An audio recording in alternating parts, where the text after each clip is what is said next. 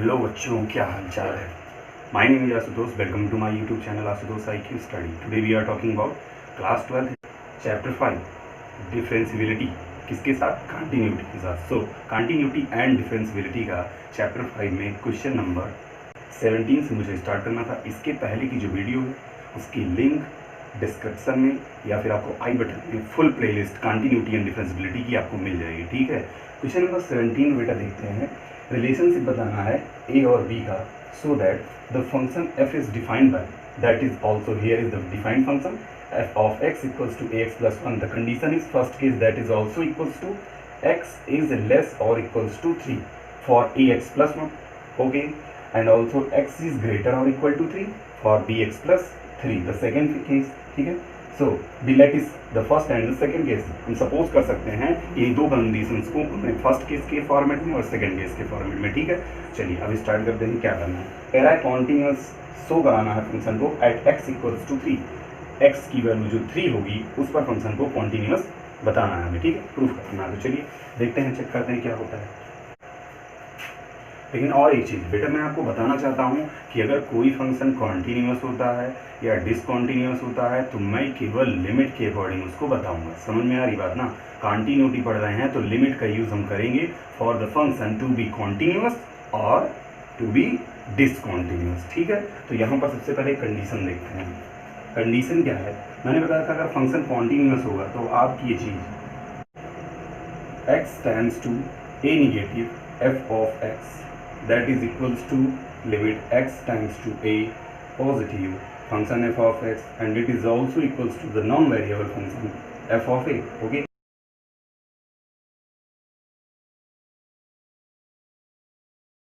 Clear हो गई value आपकी सारी ना? अब इसे हम क्या फॉर्मेट में दे सकते हैं? L H L equals to R H L also equals to the non variable f of a. Here is your condition. यही आपकी कंडीशन है फंक्शन को क्या होने के लिए? कॉन्टीन्यूअस होने के लिए। फंक्शन को कॉन्टीन्यूअस होने के लिए ये आपकी कंडीशन है। इसमें इस वैल्यू को इस वैल्यू को हमें वेरीफाई करना है। बात समझ में आ रही कि नहीं आ रही? इस वैल्यू को वेरीफाई करना है। जब वैल्यू वेरीफाई हो जाएगी LHS और RHS की तो फंक्शन कॉन्टीन्यूअस हो जाएगा at a point x equals to 3 पे। ठीक है, x इक्वल्स टू 3 पे। चलिए चेक करते हैं एक बार इसको एक बार इसको। तो सबसे पहले क्या लेंगे? LHL लेफ्ट हैंड लिमिट क्या हो जाएगी? लिमिट x टेंड्स टू, यहाँ पर a निगेटिव तो यहाँ पर x की वैल्यू क्या है? 3, तो यहाँ पर क्या कर लेंगे? 3 निगेटिव हो जाएगा फंक्शन f ऑफ x के लिए।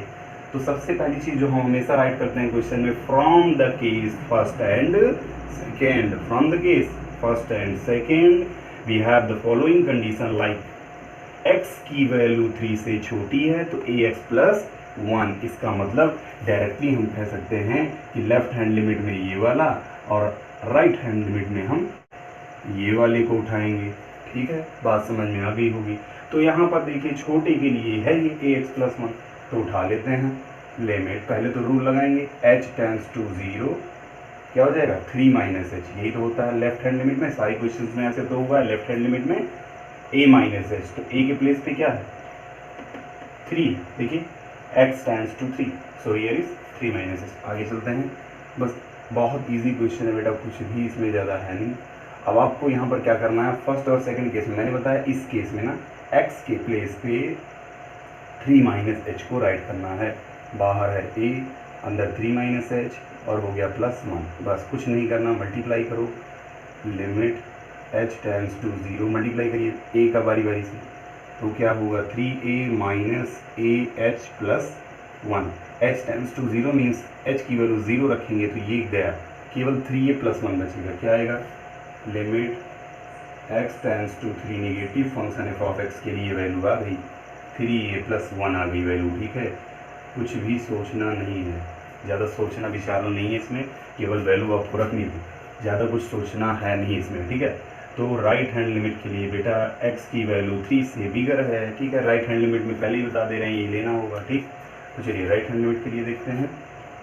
राइट हैंड लिमिट, ठीक है, क्या हो जाएगा? Limit x tends to 3 positive function f of x। ठीक है, इसके लिए ये आपकी क्या थी? ये आपकी थी लेफ्ट हैंड लिमिट। ध्यान से, ठीक है,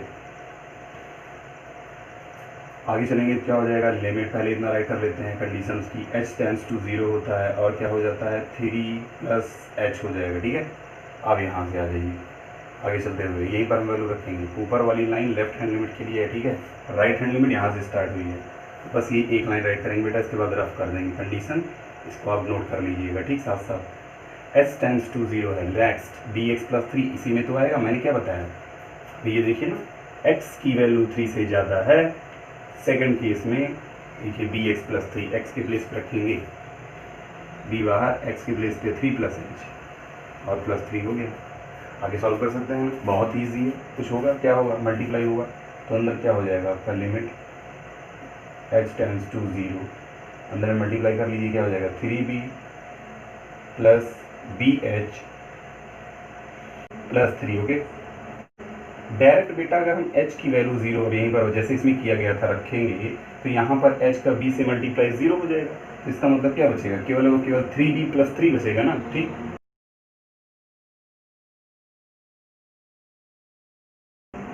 हो गया आपका 3b प्लस 3, रूल के अकॉर्डिंग ये दोनों इक्वल होने चाहिए, चलिए तो हम यहाँ पर इक्वल कर देते हैं। सो इसको आप क्या कर लीजिए, इक्वेशन नंबर फर्स्ट, बहुत छोटा सा बेटा, equation number first left hand limit के जो रिजल्ट आए थे, जो हमें परिणाम मिला है, जो रिजल्ट मिला है लेफ्ट हैंड लिमिट का, उसको हम मान लेंगे इक्वेशन नंबर फर्स्ट, और जो यहाँ पर मिला है इसको हम मान लेंगे इक्वेशन नंबर सेकेंड, ठीक। तो from the equation first and second we have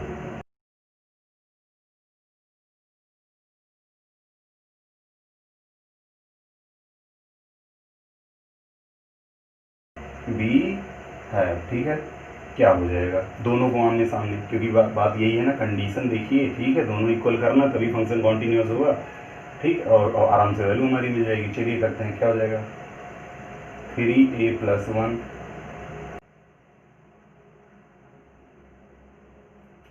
3b plus 3 है यहाँ बेटा, ठीक है, क्वेश्चन नंबर 2। अब यहाँ पर एक चीज़ देखिए, अगर a और b को साथ करेंगे तो डिफरेंस पता नहीं चल पाएगा, a को अलग करना है एक साइड में, b को अलग करना है एक साइड में, ठीक है। तो कुछ यार 3a plus 1 equals to 3b plus 3, you can solve it very easily, ठीक है। क्या कर सकते हैं, यहाँ से जब आप आगे बढ़ेंगे 3 को इस साइड भेजेंगे, ठीक है, तो 3 को इस साइड भेजेंगे, या 1 को हम इस साइड भेज दे रहे हैं राइट हैंड में, तो क्या हो जाएगा 3b और प्लस 3 माइनस 1 2 हो जाएगा, तो 3a की वैल्यू क्या आ गई 3b प्लस 2, ये तो आएगी। अब क्या करोगे, a इक्वल्स टू क्या हो जाएगा, टोटल का डिवाइड हो जाएगा, 3 से डिवाइड कर लो बस, तो a इक्वल्स टू कितना हो जाएगा, 3 से डिवाइड करेंगे, ठीक है, a equals to 3b by 3, 3b by 3 plus 2 by 3, अब 3 से 3 कैंसिल, तो a की वैल्यू क्या आ गई b plus 2 by 3, that is your finally answer and also the difference between a and b for the function to be continuous, okay, this is your final answer, you can write it immediately and take the next question। बेटा देखते हैं next question, question number 18 ऐसे ही है, चलिए बेटा जल्दी से आप इसे राइट कर लें, देन हम देख लेते हैं, ठीक है। नेक्स्ट क्वेश्चन आपका बेटा क्वेश्चन नंबर 18 में ऐसी कोई चीज़ नहीं है जिसमें आपको प्रॉब्लम हो इस क्वेश्चन को सॉल्व करने में, ठीक है। फंक्शन को कॉन्टिन्यूस दिखाना है या नहीं दिखाना है, ये यहाँ पर चेकआउट नहीं करना है, क्वेश्चन ये कह रहा है कि लैम्डा की वैल्यू क्या है, ठीक है। For what value of lambda is the function defined by f of x that is equals to here is the following conditions and the cases। इसमें ये बताने के लिए कह रहा है कि आपका जो भी फंक्शन हो कॉन्टिन्यूस हो और किसके लिए कॉन्टिन्यूस हो। पहली चीज़ तो कह रहा है 0 कंडीशन दिया है और ऑल्सो कह रहा है find out x equals to 1 पर इसकी कॉन्टिन्यूटी, क्वेश्चन में ये कह रहा है, ठीक है, 1 पर। तो पहले 0 पर चेक करेंगे, फर्स्ट केस आपका ये होगा, सेकंड केस आपका ये होगा, ठीक है, जैसे सारे क्वेश्चन में first case second case, first case second case, ठीक है, वैसे इसमें भी। तो x की वैल्यू 0 से बिगर है बेटा, x की वैल्यू 0 से ज़्यादा है, तो अगर बिगर है वैल्यू तो उसके लिए हम क्या करेंगे, फर्स्ट केस, ध्यान से देख रहिएगा, फर्स्ट केस। एक बार मैं चेकआउट कर लेता हूँ क्वेश्चन को, क्या क्वेश्चन रॉन्ग तो नहीं है, क्योंकि यहाँ पर हो सकता है कि कंडीशन मैंने रॉन्ग लिखी। हाँ बेटा, फर्स्ट कंडीशन जो है वो लेस दैन के लिए है, ठीक है ना, मुझे डाउट था, ये है लेस दैन के लिए, ठीक। तो पहली कंडीशन किसके लिए होगी, अब आप समझ ही गए होंगे, लेफ्ट हैंड लिमिट के लिए। भाई जब कम होगी वैल्यू तो आएगी छोटे के लिए, छोटा मतलब नेगेटिव वैल्यू, कम, ठीक है। और ये बिगर, ज़्यादा, किसके लिए, second case, right hand limit, right hand limit, ठीक है, okay, this is verified, confirm हो गया। राइट हैंड लिमिट और लेफ्ट हैंड लिमिट कैसे हमें लेना है। अब बात करते हैं 0 पर इसके लेफ्ट हैंड और राइट हैंड लिमिट के लिए अगर इक्वल हुआ तो फंक्शन कॉन्टिन्यूस होगा और लेमडा की वैल्यू मिलेगी। और अगर यहाँ 4x + 1 पर अगर x ग्रेटर देन 0 के साथ केवल मैं बात कर रहा हूँ, पहले ध्यान से सुनिए, राइट हैंड लिमिट पर केवल इस पर मैं ओनली चेकआउट करूँगा, ओनली चेकआउट द कॉन्टिन्यूटी। बहुत इंपॉर्टेंट है बेटा ये कंडीशन, क्योंकि मैं x = 1 पर राइट हैंड लिमिट केवल चेक करूंगा उसकी कॉन्टिन्यूटी के लिए for the non variable f(1). ठीक है, f(1) और राइट हैंड लिमिट ही चेकआउट करके सीधा फंक्शन कॉन्टिन्यूस होगा, because here is x and here is x and also the lambda. x और लेमडा साथ में मीन्स वेरिएबल और कांस्टेंट जो लेमडा जिसकी वैल्यू फाइंड आउट करनी है वो साथ में, लेकिन राइट हैंड लिमिट में नहीं है, तो x की वैल्यू को रख करके डायरेक्ट फंक्शन कॉन्टिन्यूस या डिसकॉन्टिन्यूस प्रूफ हो जाएगा। स्टार्ट करिए टाइम वेस्ट करते हुए। ठीक है, चलिए देखते हैं। सबसे पहले first of all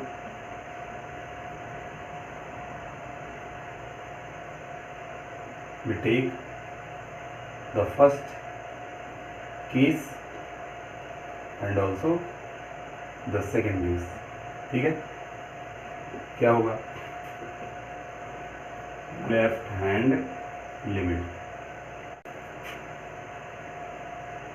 limit x tends to 0 negative function f(x) equals to limit x tends to 0।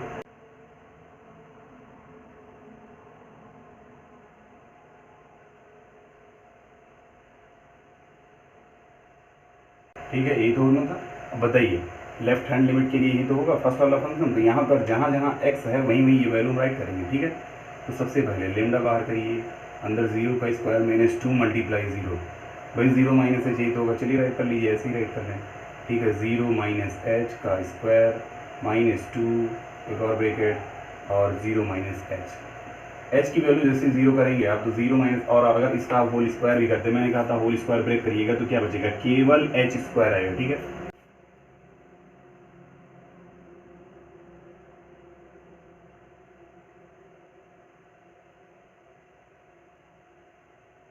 Minus minus plus हो जाएगा 2h। क्लियर हो गया? अब जैसे बेटा h की वैल्यू रखेंगे तो ये भी 0 ये भी 0। बस समझ में आ गई होगी, ज़्यादा कुछ करना नहीं, तो लिमिट हट जाएगी आपकी। बची क्या वैल्यू? लेमडा, और ये भी 0 ये भी 0, तो 0 + 0 क्या हो जाएगा? Directly equals to 0। ठीक है, लेफ्ट हैंड लिमिट पर वैल्यू 0 नेगेटिव के लिए 0 आई है। बात समझ में आ गई ना? ऐसे ही राइट हैंड लिमिट के लिए चेक करेंगे और इसको आप साथ साथ राइट करते हुए चलिएगा। ठीक है, मैं यहाँ रफ कर देंगे। ठीक है बेटा, चलिए यहाँ पर राइट हैंड लिमिट भी चेक कर लेते हैं कि क्या होगी। बहुत ईजी है। लिमिट क्या? x tends to 0 positive function f(x) के लिए जो होगी वो क्या होगी? लिमिट h टेंड्स टू 0, और वहाँ पर देखिए 0 - h है तो यहाँ पे क्या करेंगे? 0 + h कर लेंगे। भाई राइट हैंड लिमिट है तो 0 + h कर लेंगे। ठीक है, आगे देखिए क्या होता है इसमें। चलिए वैल्यू चेक करते हैं। राइट हैंड लिमिट पे सेकंड केस था, यहाँ x है, ये x के प्लेस पे 0 + h राइट करना है। ठीक है, तो क्या करेंगे? और 0 + h और +1, बस इतना सा था। जहाँ h है वहाँ 0 मल्टीप्लाई करके करिएगा तो आपको क्या मिलेगा? डायरेक्टली आप सोच सकते हैं कि यहाँ पर हमारी वैल्यू होगी 4 + 0। यहाँ पर 4 मल्टीप्लाई है देखिए, तो ये गया और बचा 4 × h, 4h + 1। h की वैल्यू जैसे 0 रखेंगे तुरंत हमारी वैल्यू मिलेगी 4 × 0 + 1 that is equals to 1। So here you can see that left hand limit is 0 and the right hand limit is 1। बेटा हम कह सकते हैं कि फंक्शन डिसकॉन्टिन्यूस होगा at a point x = 0। So you can write that the following function for the any value of lambda, क्या कहेंगे? For the any value of lambda the given function is discontinuous. The given function is discontinuous not continuous. Okay, ये line आप write कर लीजिएगा तभी आपको number मिलेगा। ठीक है, जो मैंने बोला अभी, प्लीज मेक इट एंड मैं रफ कर देता हूँ। चलिए आगे देखते हैं क्या होगा। ठीक, अब नेक्स्ट क्या करना है? मैंने क्या कहा था? देखिए यहाँ पर राइट हैंड लिमिट से कॉन्टिन्यूटी चेक करना है केवल नॉन वेरिएबल फंक्शन f(1) के लिए। बात समझ में आ रही है? केवल right hand limit. So here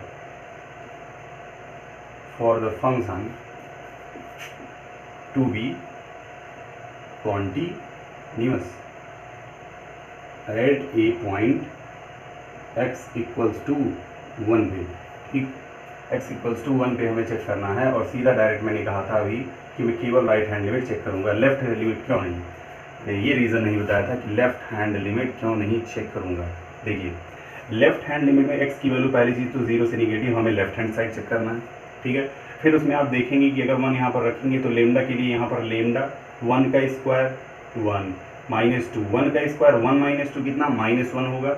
-1 का मल्टीप्लाई लेमडा से करेंगे, लेमडा किस में आ जाएगा, निगेटिव आ जाएगा। पहली चीज़ लिमिट में जल्दी से वैल्यू का रिजल्ट जो होता है निगेटिव नहीं आता, बहुत रेयर केसेस में आता है, ठीक है। और बात रही कि फंक्शन को कॉन्टिन्यूस होगा या नहीं होगा, तो हो जाएगा। देखिए कंडीशन करिए 0 से निगेटिव होनी चाहिए और यहाँ पर लेमडा की वैल्यू माइनस में आ रही है, लेमडा की वैल्यू माइनस में, यही कंफर्म कर रहा है कि फर्स्ट केस जो है वो वेरीफाई हो रहा है x = 1 पे, नॉट 0 पे, ठीक है। क्योंकि अभी पिछले में लेफ्ट हैंड लिमिट अभी मैंने यहाँ पे शो कराया था 0 हो गया था, लेकिन यहाँ 0 नहीं हुआ, ठीक है, कंफर्म हो गया -1।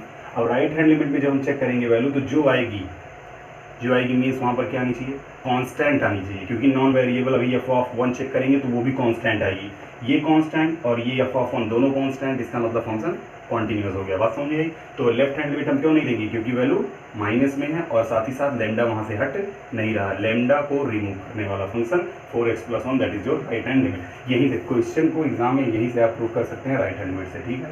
तो क्या हो जाएगा, लिमिट x टेंड्स टू, पहले क्या 1 positive, direct right hand limit है, फंक्शन f(x) के लिए कौन सी 4x+1 लेंगे, पहले क्या करेंगे बेटा, h टेंड्स टू 0 1 + h, ठीक है। आगे चलते हुए limit h tends to 0 1 + h है, सोचिए क्या हो जाएगा 1 + h, इसका मतलब यहाँ x के प्लेस रखेंगे 4 1 + h + 1। आगे बढ़ाइए, limit h tends to 0, multiply कर देंगे 4 × 4 + 4h + 1, ठीक है, इतना हो गया। अब h की वैल्यू 0 रख दीजिए, खत्म हो जाएगा पूरा, तो क्या बचा 4 + 1 दैट इज इक्वल्स टू 5। यही इधर में आप चेक कर सकते हैं f(1) के लिए, ठीक है। f(1) भी इसी पे तो जाएगा, देखिए इसी पे तो जाएगा f(1) because the value of f(1) also is relate to the second case 4x+1। तो 4x के प्लेस पे डायरेक्ट 1 है तो 1 रखेंगे +1, 4 × 4 + 1 that is also equals to 5।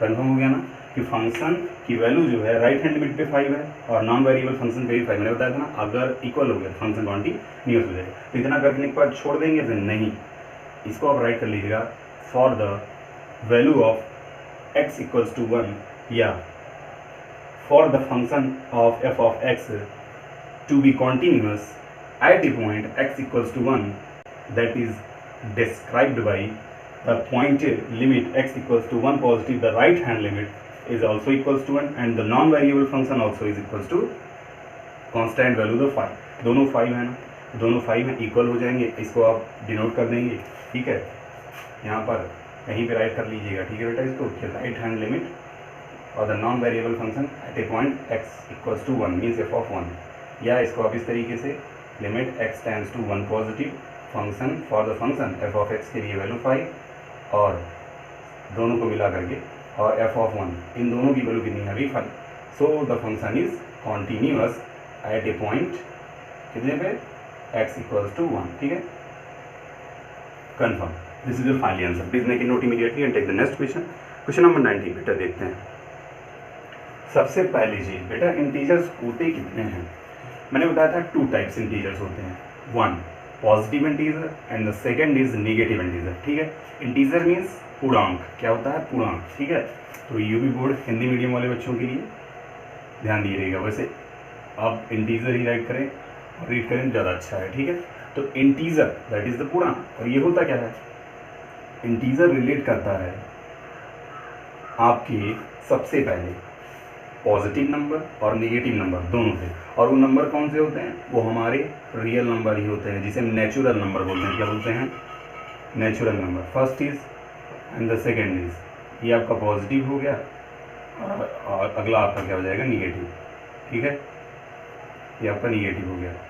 और ये क्या होते हैं, ये सभी नंबर्स होते हैं, क्या होते हैं, नंबर्स होते हैं, ठीक है।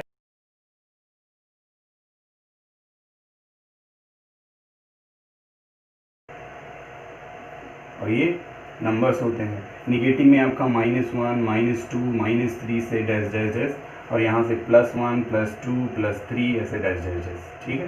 बात समझ आ गई वो निगेटिव पॉजिटिव के डिफरेंस में। कह रहा है क्वेश्चन समझिए, the given function is g of x that x minus mod of x कह सकते हैं। Here g is discontinuous. g जो आपका फंक्शन है वो डोमेन उसका है x है उसका डोमेन, कह रहा है डिसकॉन्टिन्यूअस होगा at all integral points. All integral points में किसको? इंटीजर्स को। Here x denotes the greatest integer. देखिए कह दिया ना कि डोमेन क्या कर रहा है, डोमेन उसका इंटीजर से रिलेट कर रहा है, ठीक है। अगला कह रहा है लेस देन और इक्वल टू x, जो कि लेस देन का मतलब छोटा होगा, और इक्वल टू का मतलब इक्वल होगा, बराबर होगा, या फिर उससे ज़्यादा भी हो सकता है, ठीक है। लेस देन और इक्वल टू, लेकिन ज़्यादा या कम इससे नहीं देखना, हमें तो लिमिट के अकॉर्डिंग चलना है। Limit, left hand limit and right hand limit, वो वेरीफाई करेगी, ठीक है। लेस देन और इक्वल नहीं वेरीफाई करेगा, ठीक। ये चीज़ ध्यान से समझ रहिएगा। तो पहली चीज़ ये आपका समझ लीजिए, एक फिगर है, ये एक लाइन है, ध्यान से समझिएगा, ये एक लाइन है, यहाँ पर वैल्यू है आपकी c, इसको ध्यान से समझिएगा, ठीक है। 1 2 3 जो भी आपके नंबर थे, ठीक, c, और यहाँ पर भी आपका c, दोनों पॉइंट पर क्या है c, मतलब क्या हो गया, थोड़ा सा और ऊपर बनाया ताकि आपको दिखाई दे, ठीक, वहाँ पे दिखाई नहीं दे रहा होगा, यहाँ पर हो गया c, बस समझ में। तो ये दोनों क्या हो गए, ये दोनों हमारे कांस्टेंट पॉइंट हो गए c। अगर आप c नहीं सपोज करना चाहते तो क्या, that is k, small k the constant, ठीक है। अब ऊपर ये आपका बीच का पॉइंट है, जब हम ऊपर जाएंगे तो वैल्यू क्या होगी बेटा, ऊपर जाने पे वैल्यू बढ़ती है, इंक्रीज होती है। तो यहाँ पर कितना इंक्रीज होगी, कह रहा है पॉजिटिव इंटीजर, क्या सेलेक्ट करेंगे 1, निगेटिव -1, ठीक है। तो ऊपर के लिए ये क्या हो जाएगा आपका +1, वही नंबर लेंगे जो इसमें लेंगे वही इसमें भी लेंगे निगेटिव में। यहाँ पर निगेटिव के लिए जब नीचे आएगी, नीचे जाने पे वैल्यू डिक्रीज होती है, घटती है, ऊपर जाने पे बढ़ती है, ठीक है। क्या हो जाएगा k+1, एक लिमिट के अकॉर्डिंग मैं समझा रहा हूँ, ठीक है। k+1 ऊपर के लिए और k-1 k-1 नीचे के लिए, ठीक है।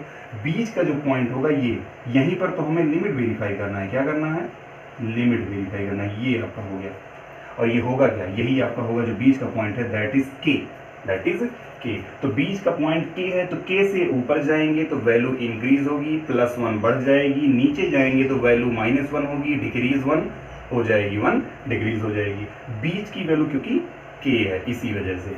अब इस k के लेफ्ट साइड क्या होगा, सोचिए, अगर इस k के लेफ्ट साइड देखें तो आप कहेंगे k+1 होगा, नहीं होगा। क्यों, क्योंकि देखिए इसके लेफ्ट साइड आने पर दोनों तो हैं, k+1 k-1, तो कैसे कंफर्म करेंगे, देखिए अगर इसको आपको फिगर में ही कंफर्म करना है बेटा, k+1 को इस साइड से हटा करके इस साइड आप कर लीजिए। अब आप सोच रहे होंगे इस साइड करने से क्या मतलब हो गया, इस साइड करने से मतलब हो गया कि आपको एग्जाम में कंफर्म हो जाएगा कि लेफ्ट साइड आने पर क्या होगा, माइनस वाला लिया जाएगा, या फिर लेफ्ट साइड आने पर पॉजिटिव मीन्स प्लस वाला। देखिए अब लेफ्ट साइड इसकी कांस्टेंट की लेफ्ट साइड कौन आ रहा है, k-1, इसको ले लेंगे, ठीक है। बात समझ में आएगी ना, ये ट्रिक वाइज, मतलब फिगर में आप थोड़ी सी चेंजिंग कर दी और आपको रट्टा हो गया, ठीक है। कि आपको इसको लर्न नहीं करना है, डायरेक्ट लेफ्ट साइड k-1 है, राइट साइड k+1 है, कोई मीन्स नहीं है कि चाहे हम इसको इधर राइट करें चाहे उधर राइट करें, इधर उधर जिस तरफ राइट करें, बात देखिए बेटा, पॉइंट वही तो है, ठीक है, पॉइंट एक ही जगह है। तो चलिए लेफ्ट साइड के लिए लेफ्ट हैंड लिमिट पहले लेते हैं, ठीक। First of all we take the left hand limit, क्या हो जाएगा,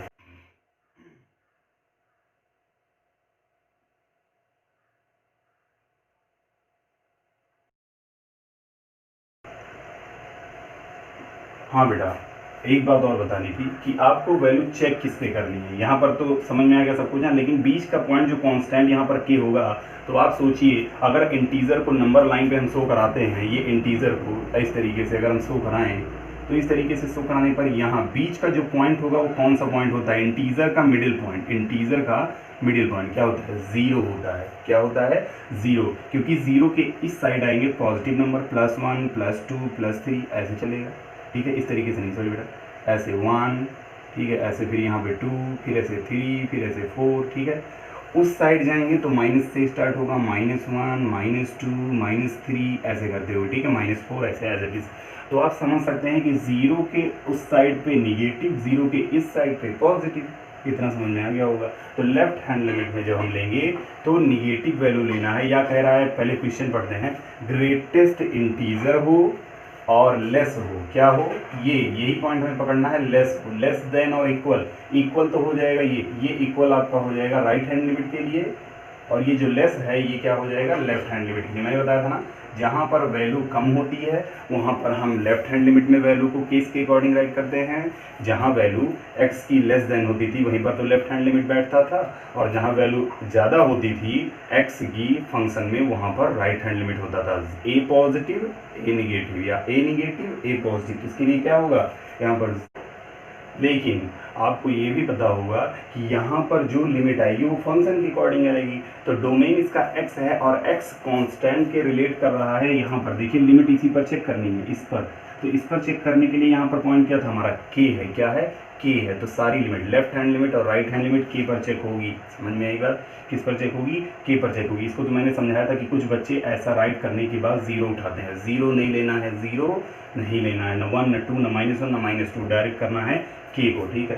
तो यहाँ पर क्या करेंगे k, और पहले लेफ्ट हैंड लिमिट है तो negative function f of x, ये यहाँ पर क्या है, यहाँ पर आपका g ऑफ x है, सो here is g of x, क्या हो जाएगा लिमिट h टेंड्स टू 0, यहाँ पर क्या है k है ना, तो क्या हो जाएगा k माइनस h, ठीक है बेटा, फिर लिमिट h टेंड्स टू 0, यही वैल्यू आएगी जहाँ जहाँ x है, ठीक है। तो क्या हो जाएगा k माइनस h और माइनस यहाँ पे भी k माइनस h, ठीक है। ये लगाते हैं, ब्रैकेट ओपन करते हैं, जो जो कैंसिल होगा उसको देखा जाए, क्या हो जाएगा k माइनस h और ये minus k minus minus plus h cancel,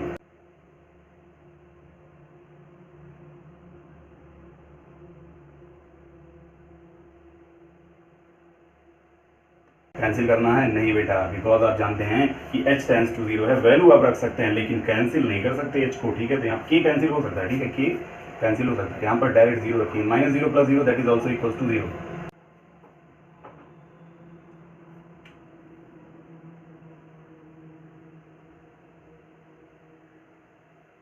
चलिए बेटा यहाँ पर हम राइट हैंड लिमिट चेक कर लेते हैं, ठीक है, देख लेते हैं राइट हैंड लिमिट क्या आती है और डायरेक्टली उसमें हमारी वैल्यू फाइंड आउट हो जाएगी, ठीक है। राइट हैंड लिमिट भी यहीं पर हम देखेंगे छोटे से गैप में। तो राइट हैंड लिमिट हमारा क्या चलेगा, लिमिट x टेंड्स टू, क्या हो जाएगा k निगेटिव, तब की बात k पॉजिटिव हो जाएगा, देखिए, ठीक है। फंक्शन g ऑफ x के लिए हमारी वैल्यू क्या आ जाएगी, limit h tends to 0 k plus h हो जाएगा, वहाँ k माइनस h था, यहाँ k प्लस h। अब हमें वैल्यू क्या मिलेगी वो देखना है, ठीक है।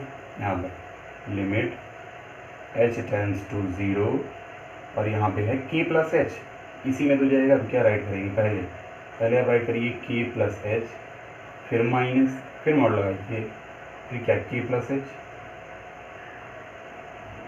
बात समझ में आएगी, समझ में आ गया होगा, ठीक है। बात करेंगे k प्लस h जो कि आपका यहाँ पर राइट है इस फंक्शन के साथ, इसका मतलब आप जानते हैं क्या होता है बेटा, ये इसका मतलब, इस ब्रैकेट को हम इस तरीके से कर दें तो थोड़ा समझ में आ जाए आपको, इसका मतलब क्या होता है, इसका मतलब आपका होता है f ऑफ k, क्या हो जाएगा f ऑफ k। तो f ऑफ k की वैल्यू आपको फाइंड आउट करनी होगी, ठीक है। तो पहले f ऑफ k की वैल्यू फाइंड आउट कर लेते हैं क्योंकि वहाँ ज़रूरत है रखने की, ठीक।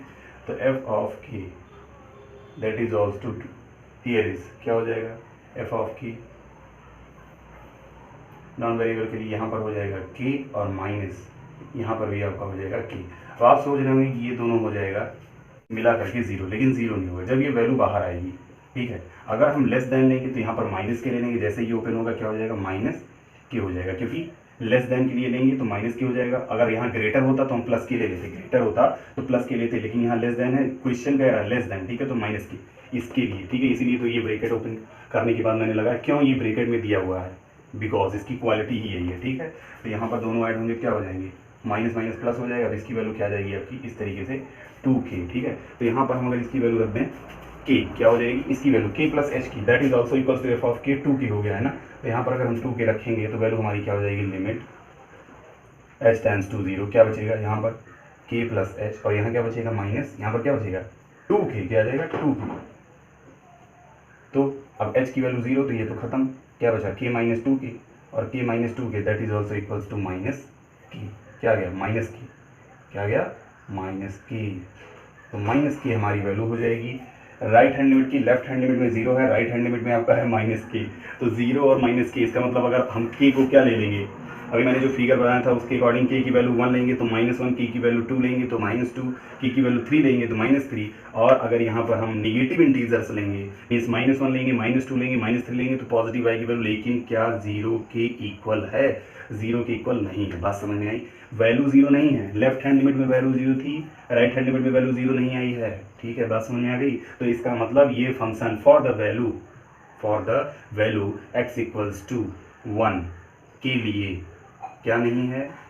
कॉन्टिन्यूस नहीं है। सो क्या कह रहा था? g is discontinuous. It is verified that the given function g of x equals to x minus इतना is a discontinuous at a point x equals to +1 या x equals to plus k पर क्या हो गया function आपका?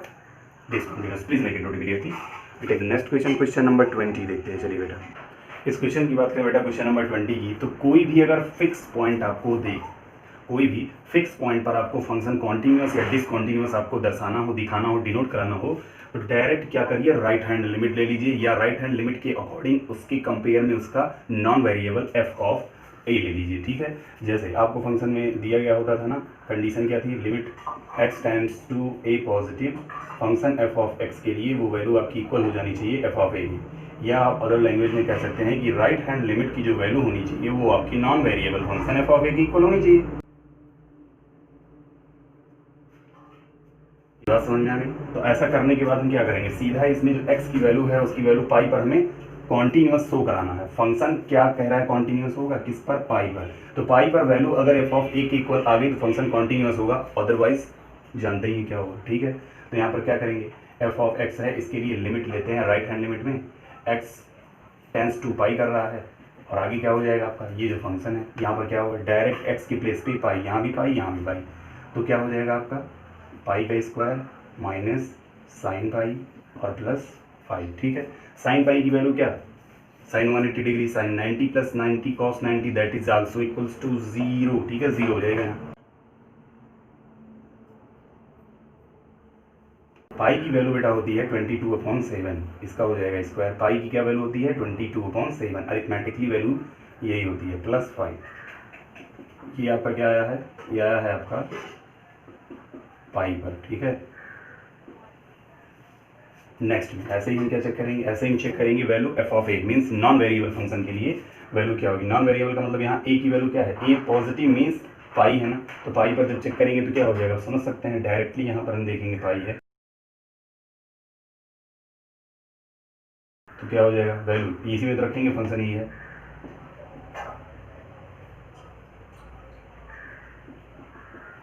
कुल मिलाकर बेटा आपको सेम वैल्यू वही मिलनी है जो आपकी उसमें आई है। ठीक है, तो यहाँ पर कोई समझाने वाली बात नहीं है, समझाने वाली बात नहीं है यहाँ पर। ठीक है, तो ये वैल्यू और ये वैल्यू सेम हो गई दोनों। So here is limit x tends to pi equals क्या कर रहा है? फिर बेटा पाई प्लस हो जाएगा, पाई प्लस। ठीक है, एफ ऑफ सी या एफ ऑफ पाई के लिए, इसके लिए एफ ऑफ पाई के लिए नॉन वेरिएबल फंक्शन के लिए। ठीक है, so this is your finally answer. तो आज के लिए बेटा क्वेश्चन नंबर 20 में बस इतना ही। अब हम देखेंगे अगले वीडियो में क्वेश्चन नंबर 21 से लेकर के हो सकेगा तो 25 या लॉन्ग वीडियो अगर बनेगी तो 30 तक। ठीक है, तो चलिए आज के लिए इतना। Tata bye bye, good luck, best of luck, we take care.